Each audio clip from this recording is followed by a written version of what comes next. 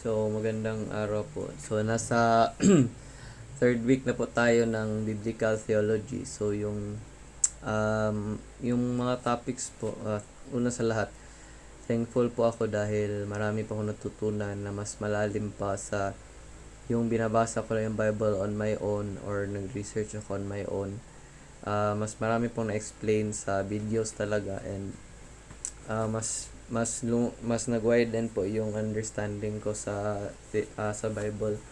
So, yung sa unang topic po, yung mga prophets, yung chronology, yung starting kang Moses. Kahit marami nang pinakita na miracles ang Panginoon sa Israelites, may iba talaga na hindi pa rin nakikinig at ayaw maniwala sa Panginoon dahil parang matagal yung process po nung papunta na sa promised land or yung mga iba pang pinaprophesy. So minsan yung ibang tao, dahil hindi sila impatient sila and hindi sila marunong mag-trust sa Panginoon, gumagawa sila ng kanilang parang way para makuha yung anong gusto nila, or ayaw nilang maghintay sa will ng Panginoon, or gusto nilang matapos agad or makuha ito agad. For yung sa yung sa mga prophets din, yung prophesy sila na yung si Jesus ay galing sa line ni King David. So, kung tingnan niyo po gaano ang haba ng taon galing kang Moses papunta sa kang Jesus, ilang years ang dumaan. So, ganyan din tayo mag-hope sana sa Panginoon, no, na yung promises niya, yung pagbalik niya, i-fulfill niya talaga yan. Kasi yung sa una, yung maraming prophets na nagsabi na may pupunta na Messiah, na ganun. Although, yung iba hindi nila nabutan sa lifetime nila, pero na-fulfill talaga yung promise. May darating talaga. Yun si Jesus na mag-save sa atin lahat, sa ating kasalanan. Siya yung tinatawag na yung anak ng Panginoon na magsisave sa atin lahat po, no? So, yun. So, dapat tayo sa ating buhay, marunong tayo kumapit sa Panginoon, mag-hope, dahil good things are to come if we are to remain faithful and continue to hope in the Lord. So, doon tayo humuhugot ng lakas, humuhugot ng lakas at hope doon sa knowing no na sa Bible talaga pinufulfill talaga ng Panginoon yung promises niya, starting from the Old Testament and the New Testament. So alam natin na kahit gaano katagal, mangyayari talaga yan. At thankful ako dahil parang na-renew yung perception ko, dahil minsan nadi-discourage na tayo. So yun po, no.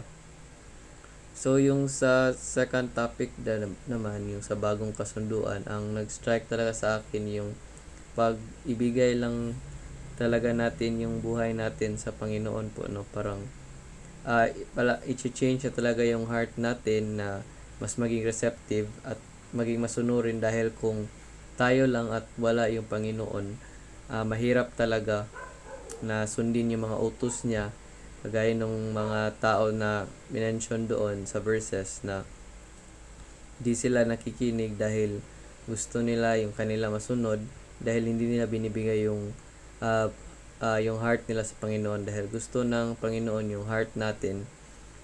And then makukuha talaga tayo pag willing tayo ibigay yung ating buhay. So yun, dapat mas receptive tayo sa sinasabi ng Panginoon sa atin. Hindi tayo mawala ng pag-asa na kahit may magawa tayong masama sa ating buhay Kristiyano, ay we know na yung Panginoon ang mag-renew sa atin, ang nagbibigay ng grace sa atin po, no. So yun, thankful po ako doon. And yung sa pag-connect po nung mga mangyayari sa kang Jesus, yung sa na ibibigay niya yung Holy Spirit po, yung ng Holy Spirit nag-reside sa atin po, no, para tulungan tayo makamit ang gusto ipagawa ng Panginoon sa atin. So yun, we must be sensitive talaga po sa leading ng Holy Spirit sa ating puso. So sa last topic naman po, yung about sa chronology ng kaharian ng Panginoon, yung yung, yung nag-start pa lang po si Jesus, no, na magturo sa atin, na nalaman natin na siya yung magtutubo sa atin. So yung nag-strike talaga po sa akin doon, yung kailangan niya talaga pagdaanan lahat ng hirap at kailangan niya talaga mamatay para matubos tayo lahat na sinners. And yung also kailangan din matupad yung mga na pinopesay, yung parang kinonect yung sa first topic na may dadating na mamamatay sa atin at mabubuhay siya after 3 days. So finulfill talaga po yan lahat ng Panginoon, no, si Jesus. And then yung promise niya na babalik siya for us, dahil we live in a world full of sin. So kahit konti na lang tayo Christians, or compared sa lalo na sa times ngayon, parang mahirap na talaga po pag madala tayo sa mundo, kasi everywhere we look, maraming distractions, maraming temptations. So we get by Jesus going through all that dun sa kaharian niya, para ma-establish yung kingdom niya, kailangan niya dumaan sa paghihirap. So tayo din, dapat din po tayo mag-persevere for the kingdom of God, kasi tayo yung parang magpapalago sa kingdom ng Panginoon. Erang isa tayo sa mga instruments, so kailangan natin i-fulfill ang ating dapat gawin para sa Panginoon. So kailangan pa natin i-spread ang word, ang gospel. So yun po,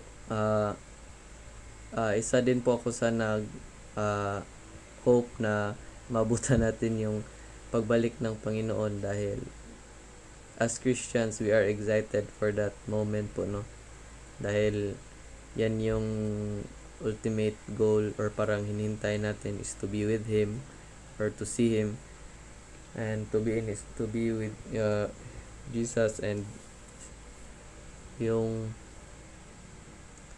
po, yung sa prophecy talaga, yung galing kang John the Baptist na dadating yung Messiah.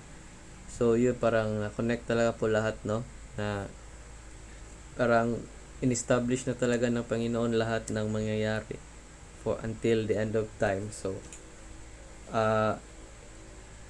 parang na-accomplish niya na yung first part ng niya, tas yung pagbabalik niya na lang hinihintay natin, no. So hoping na in Him we can do all things, and then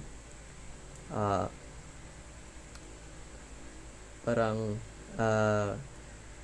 grace na lang talaga yung nagpapabuhay sa atin ngayon, and then perseverance, dahil we didn't have to go through what we sinners should have gone through, dahil ginawa na ni Jesus lahat, no, when He suffered for us, for His kingdom, and for us, para matubos po tayo, no, para makasama tayo sa kaharian niya. So yun, thankful po ako doon sa ginawa ng Panginoon para sa atin.